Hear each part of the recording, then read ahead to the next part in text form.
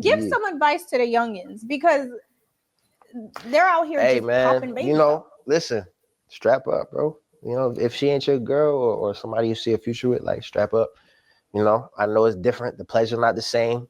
You know, if y'all don't have a real connection, strapping up is harder because the pleasure's not the same. When you have a connection with somebody, it don't even matter. You rocky. You know what I'm saying? Strap up, man. Strap up, ladies. Make sure you strap up. Yeah. You know, having a child is not for everybody right away. You know, there's a lot of responsibility that come with it. And I think in a day and age right now, time is not on our side. Mm-hmm. Every day you got to hustle and get to it and work hard. So make sure you're ready and prepared. Make sure you're prepared to take care of that woman and make sure she's straight throughout the pregnancy because you are going to have to make sure you want her to have the best experience possible so that the baby can be healthy and she can enjoy it. Like, you know, I think that I pray every day more so now than ever for women who don't have support, who don't have a father around or who don't have family to help them because it's a lot. You know, you get to that third trimester, things get real. Yeah. And so is she in her third trimester right now? Yeah. How much safety is too much safety in dating? I mean, there's not enough safety.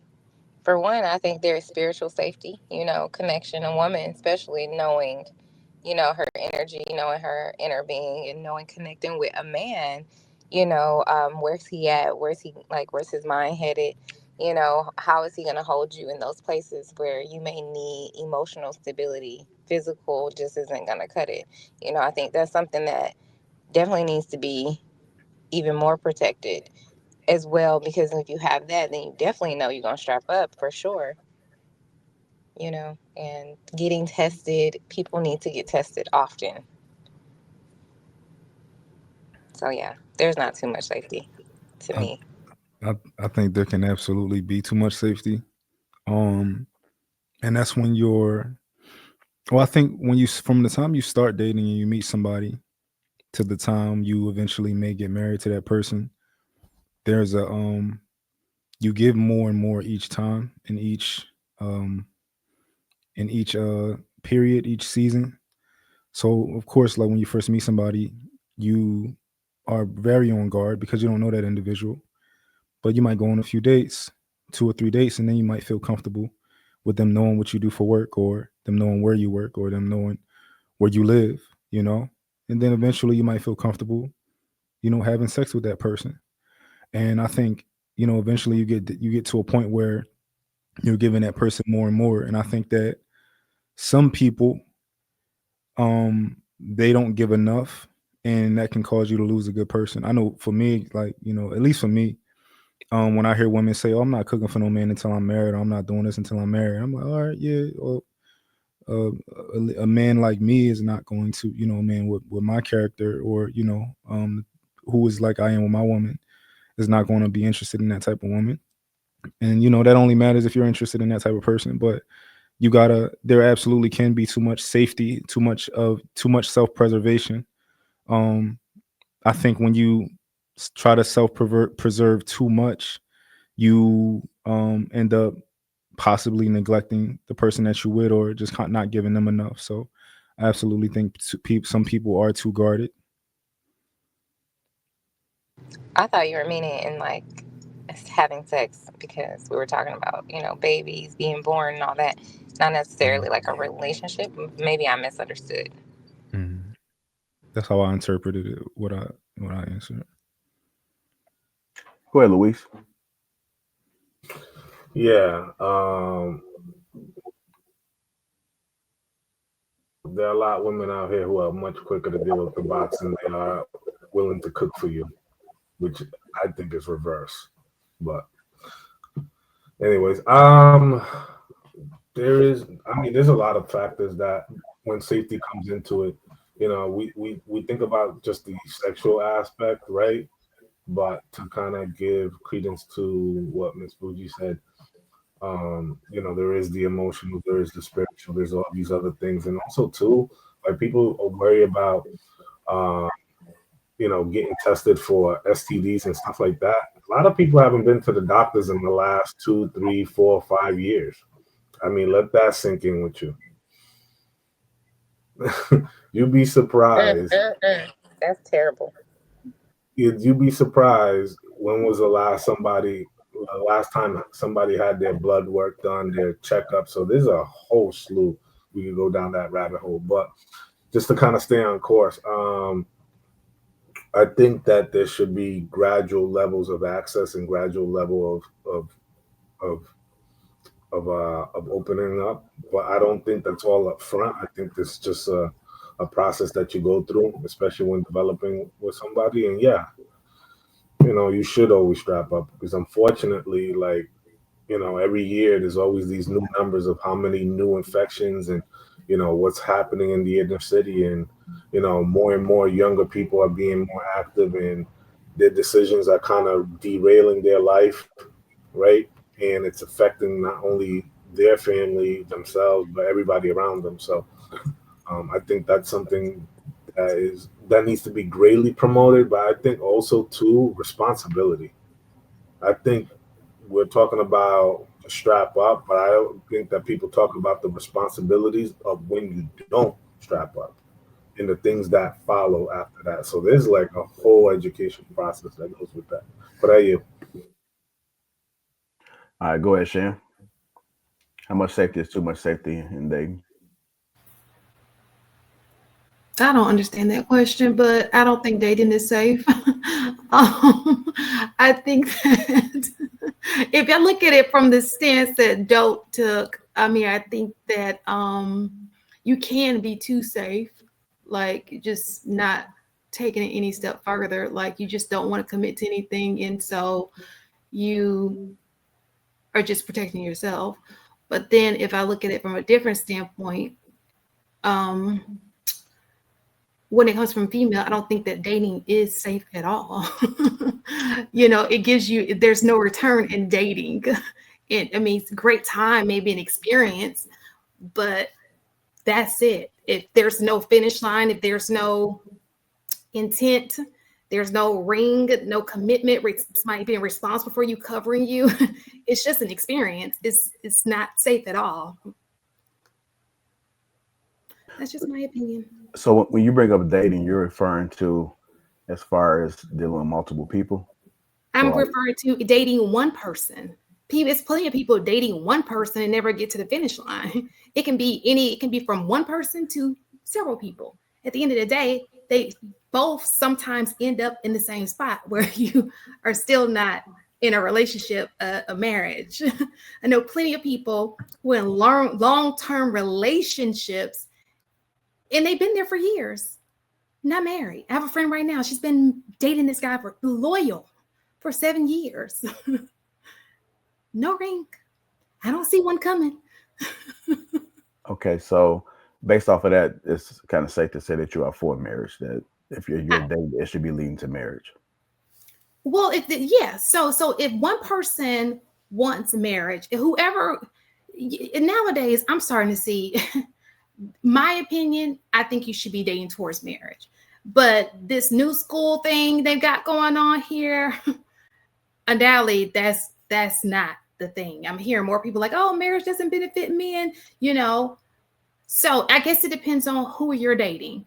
But if you want marriage, there's no safety in you just dating. There's no safety in dating. You got to go in knowing that this could work, it could not. You can't give all your apples, put them all in one basket, meaning give them your all, thinking that you're going to get a return on your investment, because the way it looks with statistics, you're probably not. Do you think people today trust too fast or not enough? You said what? Too fast? I'm sorry, I didn't get that middle, that word. Do you think people today trust too fast or not enough?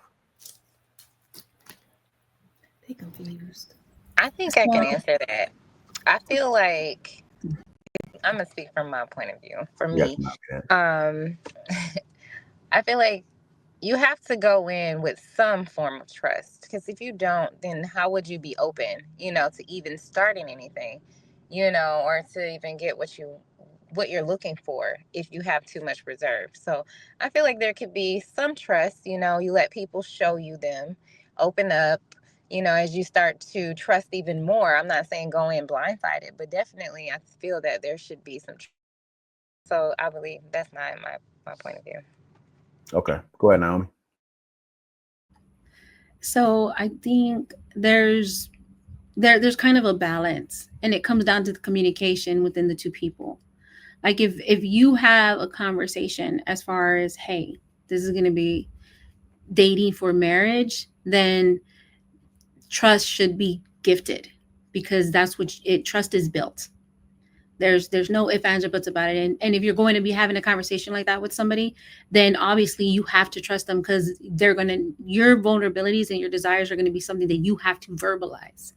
Now, if you are not having those hard conversations and y'all are just like talking with each other, then you can end up trusting too fast, and that'll be dangerous, because one of you will end up with the heart broken. So it really comes down to the conversation and the communication that you're having with the people, with the individual. And if you're actually having those hard conversations, if you're not, then you kind of setting yourself up for a heartache. And if you are, then it's showing direction and intention. But I actually agree with what Shan was saying. For women dating, there's no covering. And it's dangerous for women to date like that. How is that supposed to happen? What does that look like for a woman, with you guys giving advice to women? So in 2025, I think it's going to definitely start off as conversation. You're going to want to, dating it's the intention behind it. Say you're just going to go out. There's a big difference. And we've heard it all over social media, the difference between dating and actually courting, what that looked like. There's a difference between the two. When you're courting somebody, you are having those conversations like, hey, I'm searching for my wife, or I desire my husband. And women are wanting to be chosen for a wife. Unfortunately, in 2025, that isn't something that is normal as much.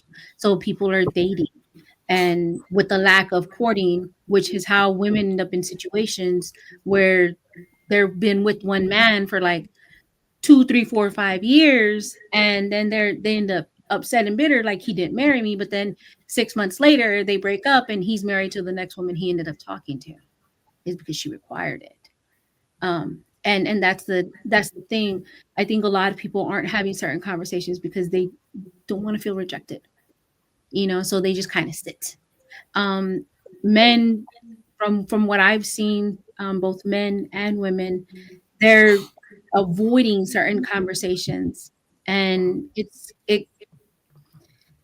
got to a point now to where you just, outside of like going out, there's no true intention and direction with the conversation. If a woman brings it up, from what I've seen, if a woman brings it up, oh, she's just trying to tie him down too fast.